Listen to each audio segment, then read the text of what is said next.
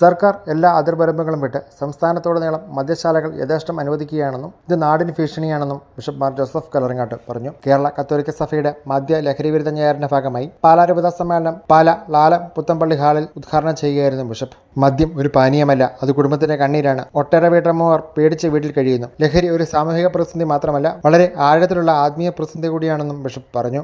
പാനീയമല്ല, സത്യത്തിൽ അത് കുടുംബത്തിൻ്റെ കണ്ണുനീര് തന്നെയാണ്. എത്രയോ അമ്മച്ചിമാർ വീടിനുള്ളിൽ കരഞ്ഞും നിലവിളിച്ചും പേടിച്ചും എല്ലാം കഴിയുന്നു.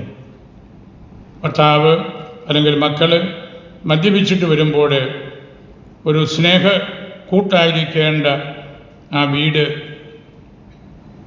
കലാപത്തിൻ്റെ കൊലപാതകത്തിൻ്റെയൊക്കെ വേദിയായിട്ട് മാറുന്നു എന്ന് നമുക്ക് അറിവുണ്ട്. ലഹരി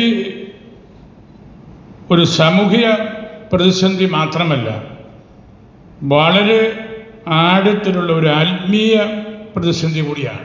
സംസ്ഥാന സെക്രട്ടറിയും രൂപതാ പ്രസിഡന്റുമായ പ്രസാദ് കൊരിയുള്ള അധ്യക്ഷത വഹിച്ചു. വികാരി ജനറൽ മോൺസിഞ്ഞോർ സെബാസ്റ്റ്യൻ വേത്താനത്ത്, മാൻസി Kappan MLA, municipal chairperson Diya Binu Pulikakandam, advocate Shone George, father Joseph Thadathil, father Jacob Vellaparithinkal, father George Moolachalil തുടങ്ങിയവർ പ്രസംഗിച്ചു.